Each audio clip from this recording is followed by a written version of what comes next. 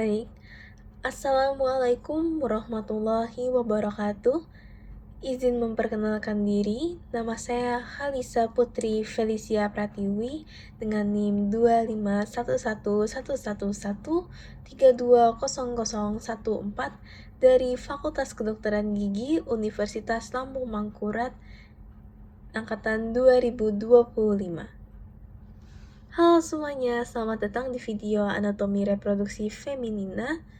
Dalam materi kali ini, kita akan membahas mengenai struktur organ reproduksi wanita secara komprehensif. Mulai dari anatomi makroskopis, histologi ringkas, hingga kaitannya dengan klinis yang penting bagi seorang mahasiswa seperti saya ini. Pemahaman ini menjadi dasar untuk memahami proses menstruasi, fertilisasi, kehamilan, hingga berbagai gangguan ginekologis. Setelah mengikuti penjelasan ini, diharapkan kita dapat menjelaskan organ-organ penyusun sistem reproduksi feminina, memahami lokasi, struktur, dan hubungan anatomi organnya, dan menjelaskan fungsi utama tiap organ reproduksi serta mengkaitkannya dengan aspek klinis dasar termasuk kondisi umum ginekologis. Pertama, gambaran umum dari sistem reproduksi feminina.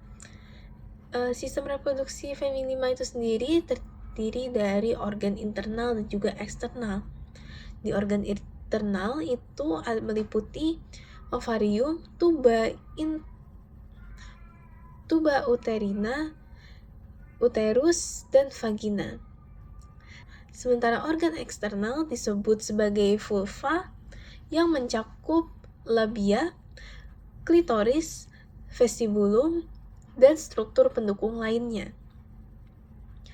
Organ-organ ini bekerja terkoordinasi dalam proses ovulasi, fertilisasi, implantasi, dan persalinan. Kemudian ada ovarium.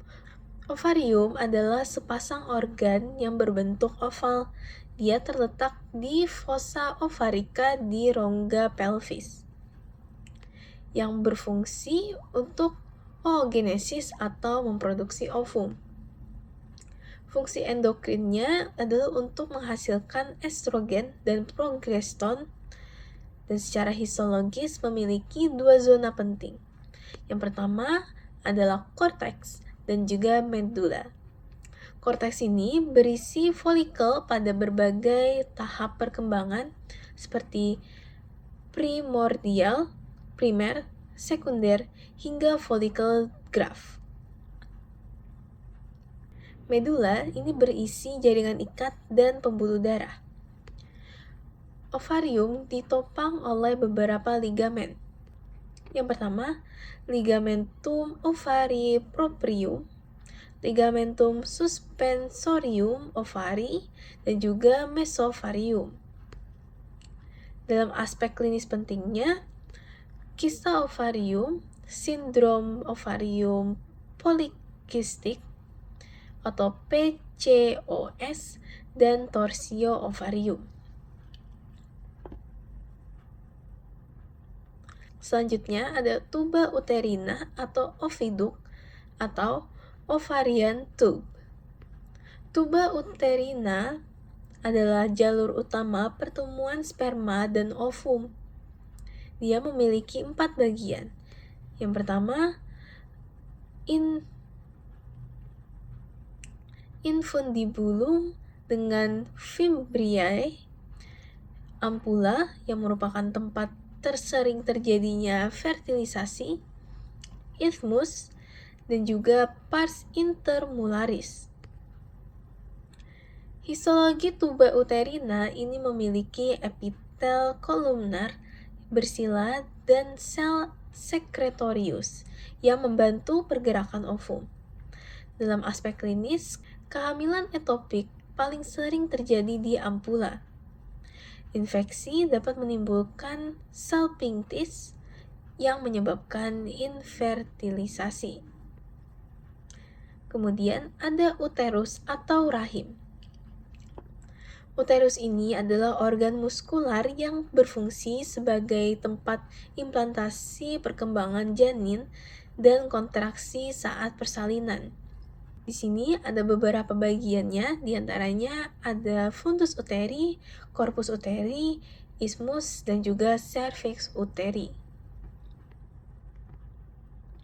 Di dinding uterusnya itu sendiri terdiri dari endometrium, lapisan fungsional, lapisan basal, myometrium, lapisan otot polos tebal, perimetrium, lapisan serosa, cervix, dan juga cervix uteri. Lapisan fungsional tadi adalah tempat luruh saat menstruasi, sedangkan lapisan basal tadi adalah tempat regenerasi endometrium. Pada lapisan otot polos tebal, dia bertanggung jawab terhadap kontraksi persalinan. Bagian bawah uterus yang memanjang ke arah vagina itu penting secara klinis karena di situ adalah tempat pengambilan sampel pap smear. Infeksi oleh HPV dapat menyebabkan kanker serviks dan posisi uterus biasanya anteversi dan antefleksi. Namun variasi seperti retroversi tidak terlalu patologis. Selanjutnya ada vagina. Vagina ini adalah saluran muskular elastis sepanjang 7-9 cm. Sebagai jalur kopulasi, jalur keluarnya darah, menstruasi, dan juga jalur lahir, atau biasanya juga dikenal sebagai birth canal. Histologinya, epitel squamosa non-keratin atau tanpa kelenjar. Lingkungannya bersifat asam oleh pengaruh lactobacillus yang mengubah glikogen menjadi asam laktat. Dalam aspek klinisnya, vaginitis oleh Candida atau Trichomonas. Ini merupakan laserasi pada persalinan.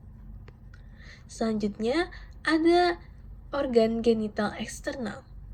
Bagian luar sistem reproduksi feminima disebut sebagai vulva yang terdiri dari mons pubis yang merupakan timbunan lemak di atas symphysis pubis.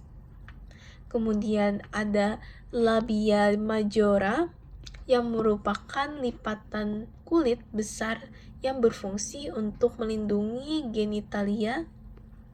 Selanjutnya ada labia minora yang merupakan lipatan halus tanpa folikel rambut yang membentuk preputium, klitoris atau clitoral hood, dan frenulum klitoris. Selanjutnya ada klitoris itu sendiri yang merupakan organ erektil hemolog dengan penis yang terdiri dari glans, corpus cavernosa, crura, klitoris, dan fungsi utama klitoris ini adalah untuk stimulasi seksual. Selanjutnya, ada vestibulum vagina yang berisi orificium uretra eksterna, orificium vagina, kelenjar Bartholin, kelenjar Skene, dan dapat juga terjadi infeksi Bartholin yang dapat menyebabkan abses.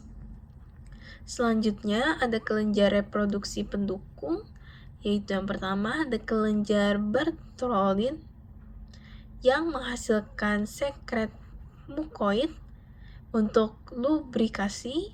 Kemudian ada kelenjar Skene yang merupakan homolog dengan prostat yang terletak di sekitar uretra.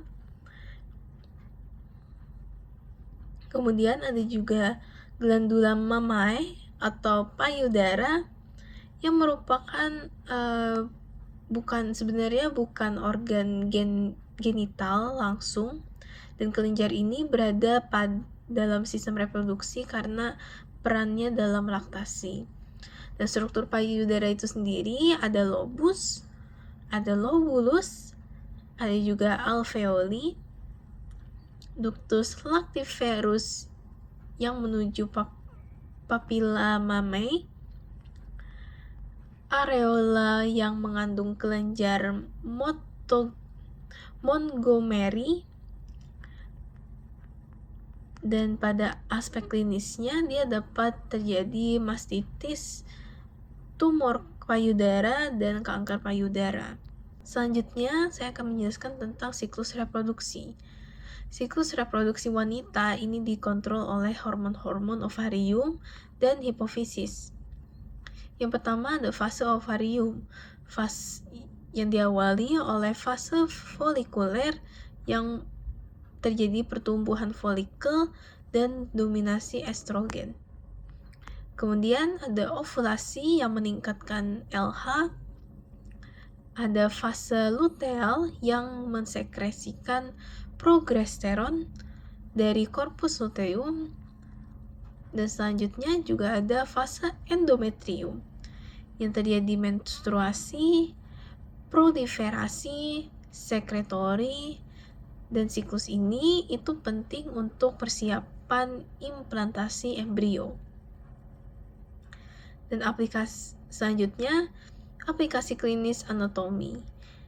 Ini terdapat beberapa kondisi yang sering berkaitan dengan anatomi reproduksi feminima atau wanita. Yaitu yang pertama ada endometriosis, ada juga mioma uteri, ada pilop endometrium, ada prolaps uteri, ada PID atau pelvic inflammatory disease, dan ada karsinoma cervix, ovarium, dan payudara. Pemahaman anatomi sangat krusial untuk pemeriksaan bimanual, USG transvaginal, hingga prosedur obstetri. Demikian pembahasan lengkap tentang sistem anatomi reproduksi feminima. Semoga video ini membantu Anda memahami struktur, fungsi, serta aspek klinis organ reproduksi wanita secara menyeluruh. Jangan lupa untuk terus pelajari materi ini menggunakan atlas anatomi, preparat, dan model 3D untuk memperdalam pemahaman. Sampai jumpa di video selanjutnya.